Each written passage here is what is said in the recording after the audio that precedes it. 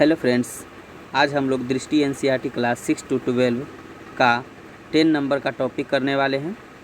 तो वीडियो को अंत तक ज़रूर देखिएगा, इसमें काफ़ी ही महत्वपूर्ण प्रश्न दिए गए हैं। तो आइए स्टार्ट करते हैं। हमारा टॉपिक है व्यापारी, राजा और तीर्थयात्री है। फर्स्ट क्वेश्चन है, संगमकालीन व्यापार के संदर्भ में निम्नलिखित में से कौन सा कथन सही नहीं है। सही नहीं कथन को बताना है। देखिए सी नंबर ऑप्शन है जो सही नहीं है, और सही वाला को पढ़ते हैं। देखिए ए नंबर में है, दक्षिण भारत सोना, मसाले, खास तौर पर काली मिर्च तथा कीमती पत्थर के लिए प्रसिद्ध था। ये बिल्कुल सही है। काली मिर्च की रोमन साम्राज्य में इतनी मांग थी कि इसे काले सोने के नाम से भी बुलाते थे। ये भी सही है। और डी नंबर देखते हैं। डी में है, दक्षिण भारत से रोम से व्यापार के प्रमाण स्वरूप अनेक रोमन सोने के सिक्के मिले हैं। ये भी सही है। व्याख्या को देखते हैं। व्यापारी इन सामान को रोम ले जाने के लिए समुद्री जहाजों और सड़कों दोनों मार्गों का प्रयोग करते थे। व्यापारियों ने कई समुद्री रास्ते खोज निकाले थे। ये व्यापारी मानसूनी हवा का फायदा उठाकर अपनी यात्रा जल्दी पूरा कर लेते थे। वे मानसून के समय नाव पर अपना पर्दे जैसा लगाकर उसे हवा की दिशा में गति करते थे। वे अफ्रीका या अरब के पूर्वी तट से इस उपमहाद्वीप के पश्चिमी तट पर पहुंचने के लिए दक्षिण पश्चिम मानसून का सहारा लेना पसंद करते थे। व्यापार के प्रमाण हमें संगम कविताओं से भी मिलते हैं। नेक्स्ट क्वेश्चन है, संगम कविताओं में मुबेनदार की चर्चा मिलती है। यह एक तमिल शब्द है। इसका अर्थ निम्नलिखित में से क्या है। आंसर हो जाएगा तीन मुखिया को मुबेनदार कहते हैं।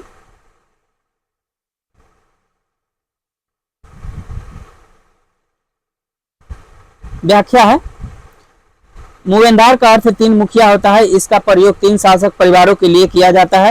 ये थे चोल, चेर तथा पांड्य। इन तीनों के लिए क्या किया जाता था प्रयोग, तो मुबेनदार शब्द का प्रयोग किया जाता था, जो करीब 2300 वर्ष पूर्व दक्षिण भारत में काफी शक्तिशाली माने जाते थे। नेक्स्ट क्वेश्चन है, चोल, चेर तथा पांड्य शासकों के संदर्भ में निम्नलिखित कथन पर विचार कीजिए और सही कथन को बताना है। इसमें कथन है, कुहार और मदुरै इनके महत्वपूर्ण सत्ता केंद्रों में सम्मिलित थे। ये सही है। ये लोगों से नियमित कर के बजाय उपहारों की मांग करते थे। ये भी सही है, यानी ऑप्शन नंबर सी सही है। व्याख्या को देखते हैं। उपयुक्त दोनों कथन सही है। चोर, चेर और पांड्य के अपने अपने दो सत्ता केंद्र थे। इनमें से एक तटीय हिस्से में और दूसरा अंदरूनी हिस्से में था। इन 6 केंद्रों में से 2 बहुत महत्वपूर्ण थे। एक था चोलों का पतन कुहार या कावेरीपत्तनम, और दूसरी थी पांड्यों की राजधानी मदुरै। ये तीनों मुखिया यानी चोल, चेर, पांड्य लोगों से नियमित कर के बजाय उपहारों की मांग करते थे। वो कर लेना पसंद नहीं करते थे, उपहार मांग करते थे। कभी कभी सैनिक अभियानों के दौरान आसपास के इलाकों से शुल्क वसूल करते थे। इनमें कुछ धन अपने पास रखते थे, बाकी अपने समर्थकों, नाते रिश्तेदारों, सिपाहियों तथा कवियों के बीच बांट देते थे। नेक्स्ट क्वेश्चन है, दक्षिणापथ के स्वामी निम्नलिखित में से कौन कहे जाते थे। आंसर है सातवाहन। सातवाहन को क्या कहा जाता था, तो दक्षिणापथ के स्वामी कहा जाता था। तीनों मुखियाओं यानी चोल, चेर, पांड्य के शासन के लगभग 200 वर्ष बाद यानी 2100 वर्ष पूर्व पश्चिम भारत में सातवाहन नामक राजवंश का प्रभाव बढ़ गया। पश्चिम भारत में किसका प्रभाव बढ़ गया, तो सातवाहन नामक शासक का, राजवंश का। सातवाहनों का सबसे प्रमुख राजा कौन था, तो गौतमीपुत्र था, जो श्री सतकर्णी था। उसके बारे में हमें उसकी मां गौतमी बलश्री के एक अभिलेख से पता चलता है कि वह और अन्य सभी सातवाहन शासक दक्षिणापथ के स्वामी कहे जाते थे। दक्षिणापथ का शाब्दिक अर्थ है दक्षिण की ओर जाने वाला रास्ता। दक्षिणापथ का शाब्दिक अर्थ क्या होता है, तो दक्षिण की ओर जाने वाला रास्ता से है। पूरे क्षेत्र के लिए यही नाम प्रचलित था। रेशम बनाने की तकनीक का आविष्कार सबसे पहले कहाँ हुआ था, तो आंसर है डी, चीन में। रेशम बनाने का तकनीक आविष्कार सबसे पहले चीन में लगभग 7,000 वर्ष पूर्व हुआ था। इस तकनीक को हजारों साल तक उन्होंने दुनिया से छिपाए रखा। वो लोग पहले ही आविष्कार कर चुके थे लेकिन दुनिया के सामने छुपाए हुए थे। दुनिया से चीन से पैदल घोड़ों या ऊंटों पर कुछ लोग दूर दूर की जगहों पर जाते थे और अपने साथ रेशम के कपड़े भी ले जाते थे। जिस रास्ते से ये लोग यात्रा करते थे वह रेशम मार्ग यानी सिल्क रूट के नाम से प्रसिद्ध हो गया था। नेक्स्ट क्वेश्चन है, अभी इसी का व्याख्या है और व्याख्या दिया गया है। कभी कभी चीन के शासक ईरान और पश्चिमी एशिया के शासकों के उपहार के तौर पर रेशमी कपड़े भेजते थे। यहाँ से रेशम के बारे में जानकारी और भी पश्चिम की ओर फैल गई। लगभग 2000 वर्ष पूर्व रोम के शासक और धनी लोगों के बीच रेशमी कपड़े पहनने का एक फैशन बन गया। इसकी कीमत बहुत ज्यादा थी क्योंकि चीन से इसे लाने में दुर्गम रास्तों से गुजरना पड़ता था तथा रास्ते के आसपास रहने वाले लोग व्यापारियों से यात्रा शुल्क भी मांगते थे। नेक्स्ट क्वेश्चन है, कथन और कारण दिया गया है।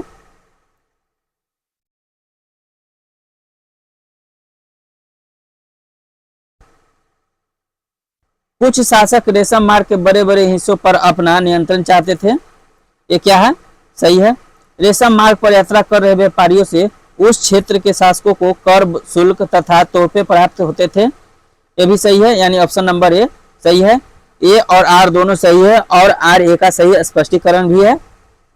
नेक्स्ट क्वेश्चन है, व्याख्या में देखिए, व्याख्या में क्या है? तो व्यापारियों से प्राप्त इन चीजों के बदले ये शासक इन व्यापारियों को अपने राज्य से गुजरते वक्त लुटेरों के आक्रमण से सुरक्षा देते थे। नेक्स्ट क्वेश्चन है, कुषाणों के संदर्भ में निम्नलिखित कथन में से कौन सा सही नहीं है? कुषाण के संदर्भ में कौन सा कथन सही नहीं है उसके बारे में बताना है। तो आंसर है सी, ये कथन सही नहीं है। सही वाला को पढ़ते हैं। सिल्क रूट पर नियंत्रण रखने वाले शासकों में सबसे प्रसिद्ध कुषाण थे। क्या बोला जा रहा है? सिल्क रूट पर यानी सिल्क का जो मार्ग था उस पर नियंत्रण रखने वाले शासकों में सबसे प्रसिद्ध कौन थे? तो कुषाण थे। फिर पेशावर और मथुरा इनके दो मुख्य शक्तिशाली केंद्र थे। कुषाणों का पेशावर और मथुरा दो मुख्य शक्तिशाली केंद्र थे। फिर है चौथा, इस उपमहाद्वीप में सबसे पहले सोने के सिक्के जारी करने वाले शासकों में कुषाण थे। सबसे पहले प्रश्न आते हैं एग्जाम में कि सबसे पहले सोने के सिक्के किसने जारी किए? तो क्या आंसर होगा? कुषाणों ने किए थे। नेक्स्ट व्याख्या है, लगभग 2000 वर्ष पूर्व मध्य एशिया तथा पश्चिमोत्तर भारत पर कुषाणों का शासन था। तक्षशिला भी इनके राज्य का हिस्सा था। इनके शासन काल में ही सिल्क रूट की एक शाखा मध्य एशिया से होकर सिंधु नदी के मुहाने के पत्तनों तक जाती थी। फिर यहाँ से जहाजों द्वारा रेशम पश्चिम की ओर रोमन साम्राज्य तथा पहुंचता था। कुषाण इस उपमहाद्वीप में सबसे पहले सोने के सिक्के जारी करने वाले शासकों में से थे। सिल्क रूट पर यात्रा करने वाले व्यापारी इनका उपयोग करते थे। नेक्स्ट क्वेश्चन है, कनिष्क के संदर्भ में निम्नलिखित में से कौन सा सही नहीं है? इसमें सही नहीं है उसको बताना है।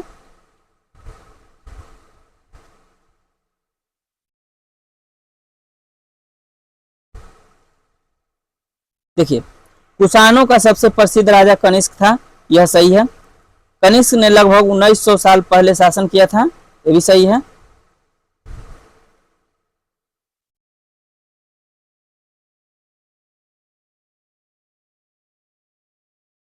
अश्वघोष कनिष्क के दरबार में नहीं रहते थे, यह गलत है। अश्वघोष कनिष्क के दरबार में रहते थे। कनिष्क ने एक बौद्ध परिषद का गठन किया था, यह भी सही है। ऑप्शन नंबर डी भी सही है। यानी गलत कब पहचानना था? तो गलत कौन है? सी नंबर हो गया। देखिए व्याख्या को देखते हैं। कुषाण ने एक बौद्ध परिषद का गठन किया जिसमें एकत्र होकर विद्वान महत्वपूर्ण विषयों पर विचार विमर्श करते थे। बुद्ध की जीवनी बुद्ध चरित्र के रचनाकार कवि अश्वघोष कनिष्क के दरबार में रहते थे। अश्वघोष तथा अन्य बौद्ध विद्वानों ने अब संस्कृत में लिखना शुरू कर दिया था। नेक्स्ट क्वेश्चन है 9 नंबर का, बुद्ध की जीवनी बुद्ध चरित्र के रचनाकार कवि निम्नलिखित में से कौन है? आंसर हो जाएगा अश्वघोष। बुद्ध की जीवनी, बुद्ध चरित्र के रचनाकार कवि अश्वघोष थे। ये कुषाणों के सबसे प्रसिद्ध शासक कनिष्क के दरबार में रहते थे। अश्वघोष तथा अन्य बौद्ध विद्वानों ने अब संस्कृत में लिखना शुरू कर दिया था। पाशर्व और वसुमित्र जैसे बौद्ध दार्शनिक तथा नागार्जुन जैसे विद्वान कनिष्क के दरबार में विद्वान थे। देखिए कनिष्क के दरबार में कौन कौन रहते थे, तो देखिए पाशर्व और वसुमित्र जैसे बौद्ध दार्शनिक तथा नागार्जुन जैसे विद्वान कनिष्क के दरबार में रहते थे। नेक्स्ट क्वेश्चन है,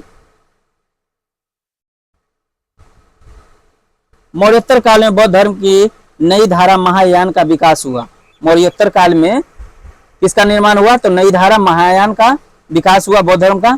इस नई बौद्ध धारा में आए नए परिवर्तन के संदर्भ में निम्नलिखित कथन पर विचार करना है और सही कथन को बताना है।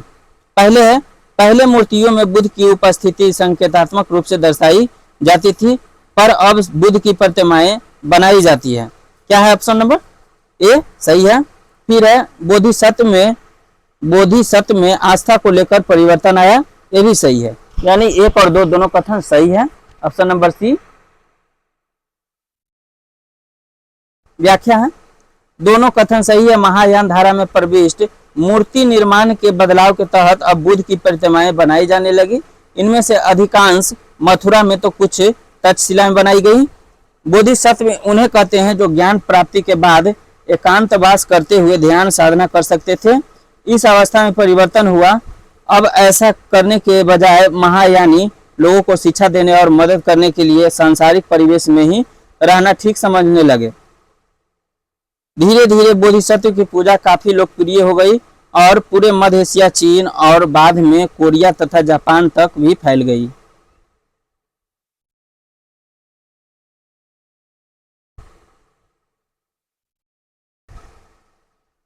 नेक्स्ट है, बौद्ध धर्म के प्रसार के संदर्भ में निम्नलिखित कथन पर विचार करना है और सही कथन को बताना है। तो बौद्ध धर्म दक्षिण पूर्व की ओर श्रीलंका, म्यांमार, थाईलैंड तथा इंडोनेशिया सहित दक्षिण पूर्व एशिया के अन्य भागों में भी फैला।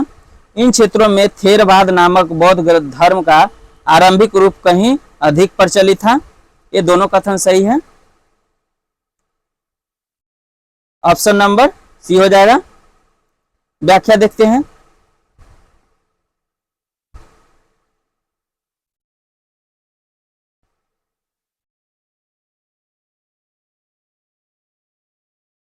उपयुक्त दोनों कथन सही है। बौद्ध धर्म का प्रसार दक्षिण पूर्व एशिया की ओर श्रीलंका, म्यांमार, थाईलैंड, इंडोनेशिया और इसके अन्य भागों में भी हुआ।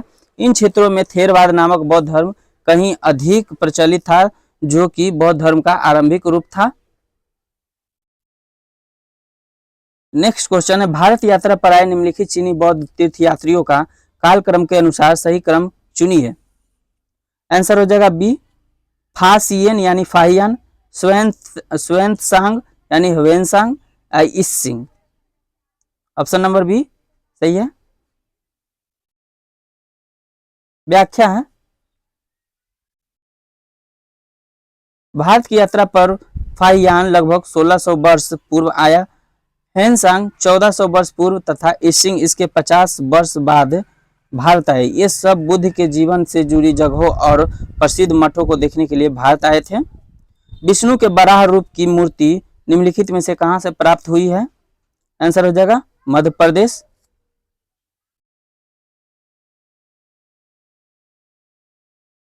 व्याख्या, विष्णु के बराह रूप की मूर्ति एरन मध्य प्रदेश से प्राप्त हुई। पुराणों के अनुसार जल में डूबी पृथ्वी को बचाने के लिए विष्णु ने बराह रूप धारण किया था। यहाँ पृथ्वी को एक स्त्री के रूप में दर्शाया गया है।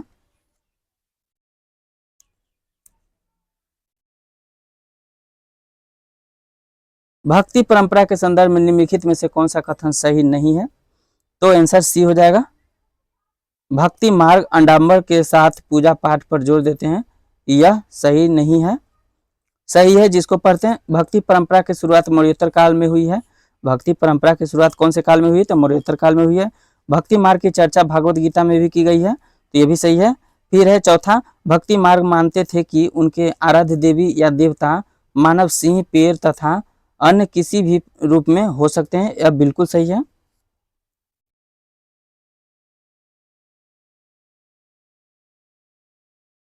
देवी देवताओं की पूजा का चलन मौर्योत्तर काल से शुरू हुआ। इनमें शिव, विष्णु और दुर्गा जैसे देवी देवताओं शामिल हैं। इन देवी देवताओं की पूजा भक्ति परंपरा के माध्यम से की जाती थी। किसी देवी देवता के प्रति श्रद्धा को ही भक्ति कहा जाता है। भक्ति मार्ग की चर्चा हिंदुओं के पवित्र ग्रंथ भागवत गीता में की गई है। भक्ति मार्ग अपनाने वाले लोग आडंबर के साथ पूजा पाठ करने के बजाय ईश्वर के प्रति लगन और व्यक्तिगत पूजा पर जोर देते थे।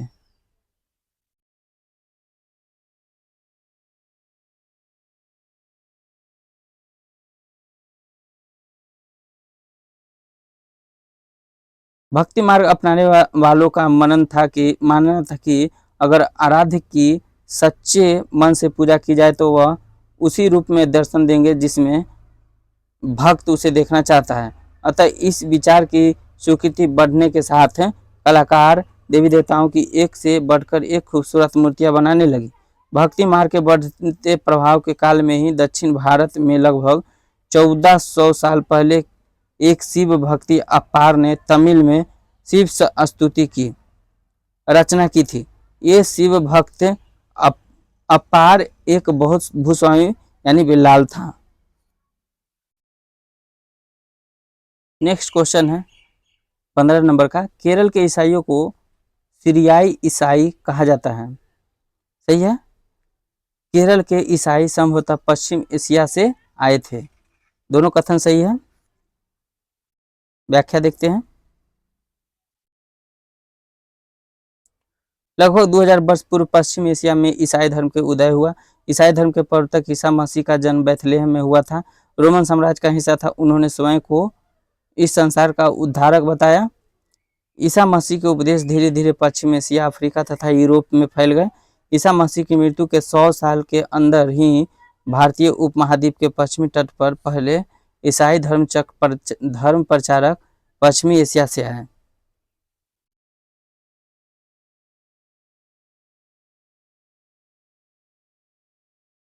केरल के ईसाइयों को सीरिया ईसाई कहा जाता है क्योंकि संभवतः ये वे पश्चिम एशिया से आए थे। वे विश्व के सबसे पुराने ईसाइयों में से एक थे। नेक्स्ट है 16 नंबर का। मिलान करना है सूची 1 को सूची 2 से। दक्षिणापथ के स्वामी किसे कहा जाता था? इसका हो जाएगा एकातीन सातवाहन शासक को। मूवेंदार किसको कहा जाता था? तो 3 गो दक्षिणी राज्य के शासक थे। कौन? तो चोल, चेर और पांड। इन तीनों को मूवेंदार कहा जाता था। फिर है अश्वघोष बुद्ध चरित्र लिखा था। फिर है बोधिसत्व महायान बौद्ध धर्म से संबंधित है। फिर है स्वयंसांग यानी चीनी यात्री थे ये। ऑप्शन नंबर डी हो जाएगा।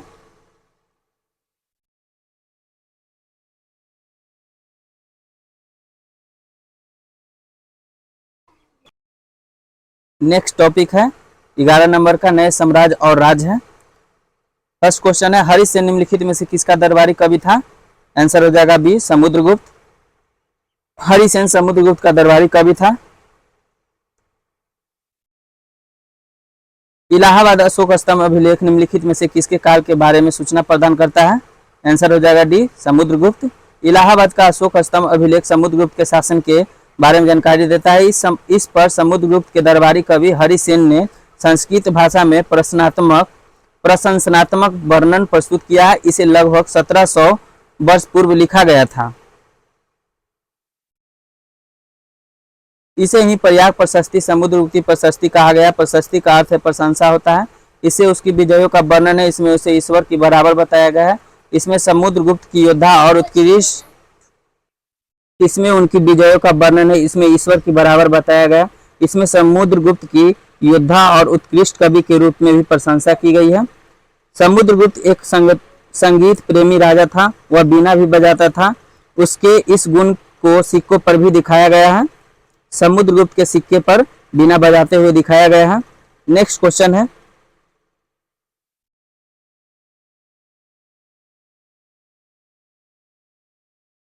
हरिसेन द्वारा वर्णित विभिन्न प्रकार के राजाओं और उनके प्रति समुद्रगुप्त की नीतियों के संदर्भ में निम्नलिखित कथनों में कौन सा कथन सही नहीं है? आंसर हो जाएगा बी उसने दक्षिणापथ के सभी 12 शासकों को हराकर उनके राज्य को भी अपने साम्राज्य में मिला लिया। ये सही नहीं है।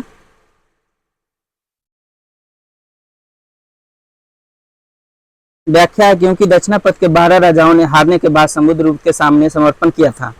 समुद्रगुप्त ने उन्हें फिर से शासन करने की अनुमति दे दी थी।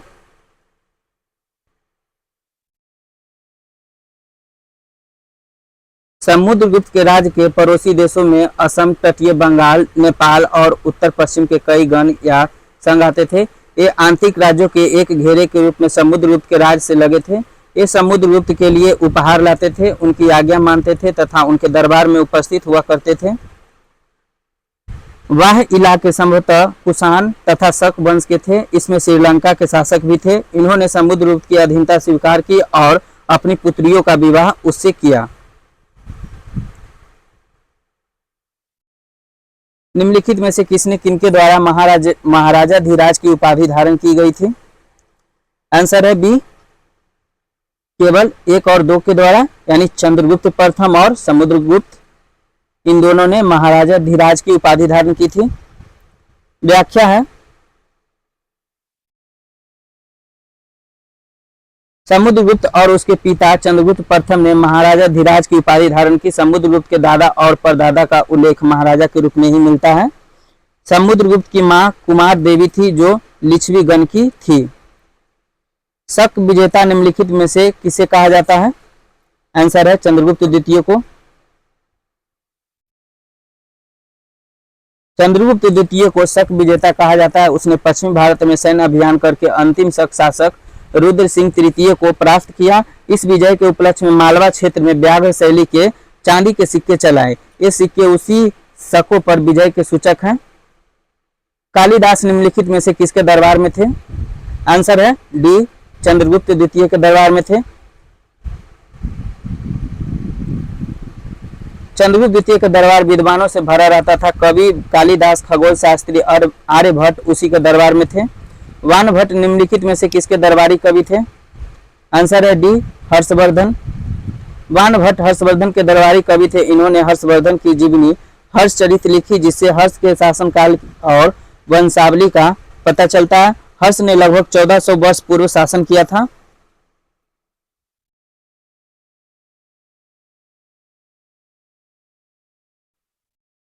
निम्नलिखित में से कौन हर्ष के काल में भारत आया था?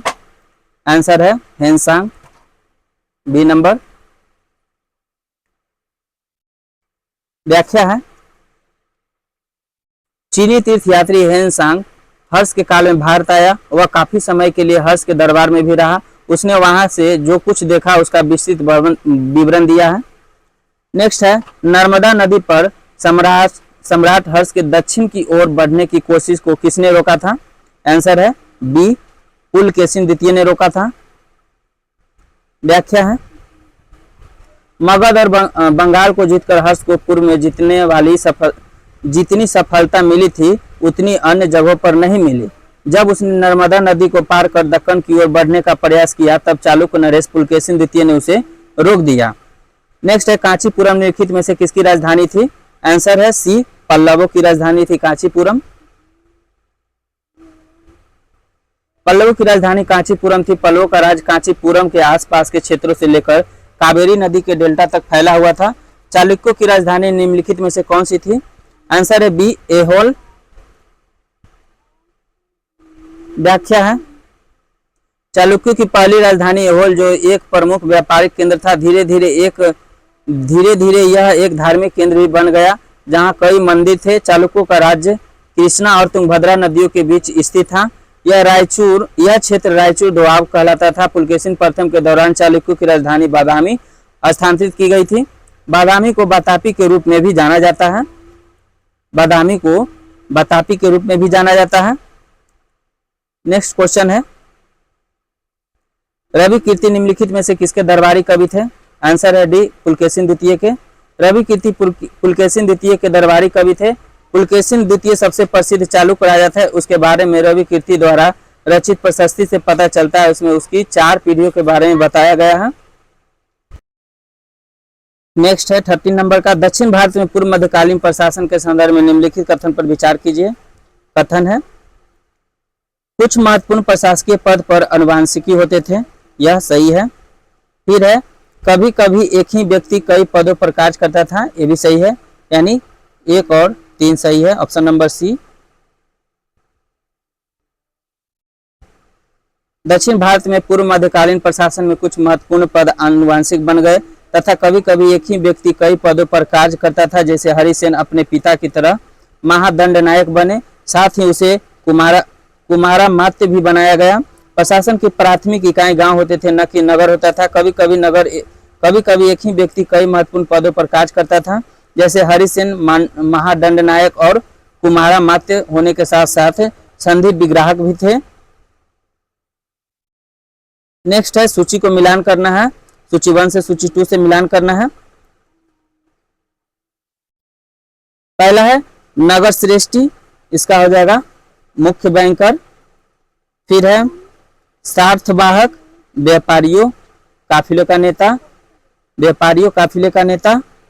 फिर है प्रथम कुलिक, मुख्य शिल्पकार थे। फिर है कायस्थ, लिपियों के प्रधान, यानी ऑप्शन नंबर सी। व्याख्या है नगर श्रेष्ठी मुख्य बैंकर शहर का व्यापारी होता था, सार्थवाह व्यापारियों के काफिले का नेता होता था, प्रथम कुलिक मुख्य शिल्पकार तथा कायस्थ लिपियों के प्रधान होते थे। इन सभी का दक्षिण भारत में पूर्व मध्यकालीन में स्थानीय प्रशासन में बहुत बोलबाला रहता था।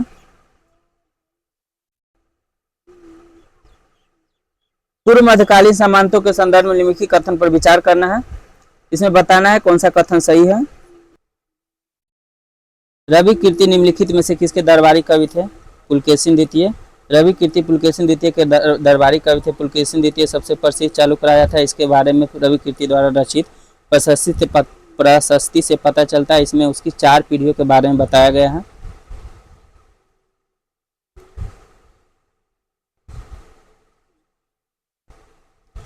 पल्लवों को चोल वंश ने परास्त कर उनके साम्राज्य को चोल साम्राज्य में मिला लिया। चालुक्य बादामी के अंततः राष्ट्रकूट ने परास्त कर दिया था।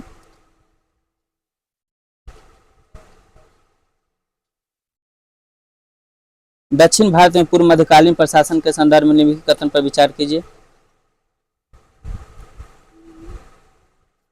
कुछ महत्वपूर्ण प्रशासकीय पद अनुवांशिक होते हैं। फिर है कभी कभी एक ही व्यक्ति कई पदों पर कार्य करता था, यानी ऑप्शन नंबर सी 1 और 3 सही है। दक्षिण भारत में पूर्व मध्यकालीन प्रशासन में कुछ महत्वपूर्ण पद अनुवांशिक बन गए तथा कभी कभी एक ही व्यक्ति कई पदों पर कार्य करता था, जैसे हरिसेन अपने पिता की तरह महादंडनायक बने, साथ ही उसे कुमारा मात्य भी बनाया गया। प्रशासन की प्राथमिक इकाई गांव होते थे, न कि नगर।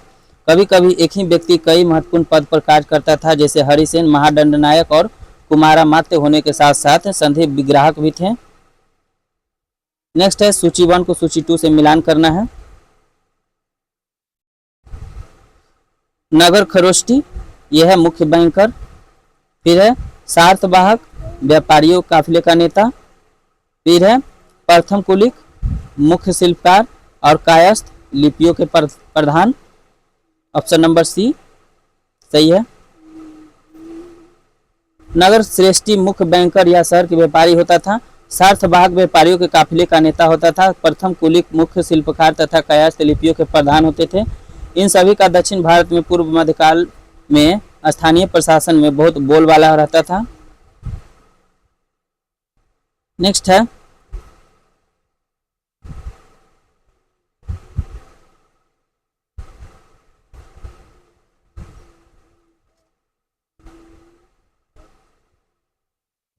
पूर्व मध्यकालीन सामंतों के संदर्भ में निम्नलिखित कथन पर विचार कीजिए। इनकी अपनी सेना होती थी तथा आवश्यकता पड़ने पर ये राजा को सहायता देते थे, सही है।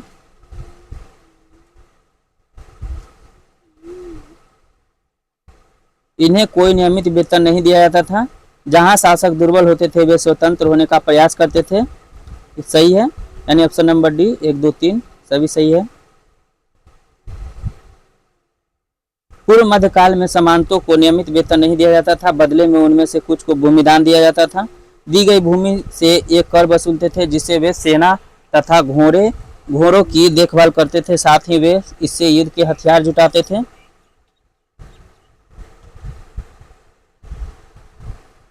दक्षिण भारत के राज्यों के विभिन्न स्थानीय सभाओं के संदर्भ में निम्नलिखित में कौन सा सही है? आंसर है 1 और 2 सी, यानी सभा ब्राह्मण भूस्वामी का संगठन होता था और ग्राम सभा होता था, यानी 1 और 2 सही है। पल्लव अभिलेखों में कई स्थानीय सभाओं की चर्चा मिलती है। इनमें से एक था ब्राह्मण भूस्वामी का संगठन, जिसे सभा कहते हैं। ये सभाएं उप समितियों के जरिए सिंचाई, खेतीबाड़ी से जुड़े विभिन्न काम, सड़क निर्माण, स्थानीय मंदिरों की देखरेख आदि काम करती थी। जिन क्षेत्रों में भूस्वामी ब्राह्मण नहीं थे वहां उर नामक ग्राम सभा के होने की बात कही गई है।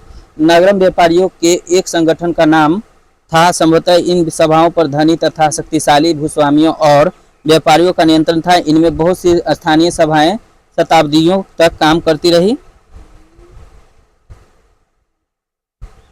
अभिज्ञान शकुंतलम निम्नलिखित में से किसका प्रसिद्ध नाटक है? कालिदास का। कालिदास का सबसे प्रसिद्ध नाटक अभिज्ञान शकुंतलम है।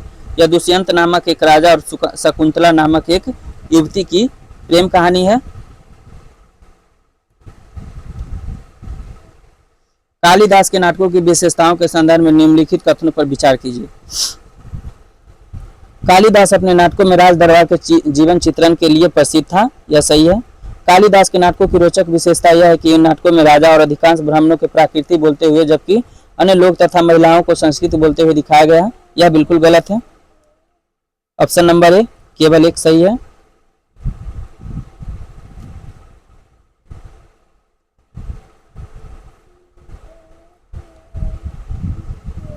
कालिदास अपने नाटकों में राज दरबार के जीवन चित्रण के लिए प्रसिद्ध है। इन नाटकों में एक रोचक बात यह है कि राजा और अधिकांश ब्राह्मण संस्कृत बोलते हुए दिखाया गया, जबकि अन्य लोग तथा महिलाएं प्राकृत बोलते हुए दिखाए गए। इस्लाम के संदर्भ में निम्नलिखित कथन पर विचार कीजिए।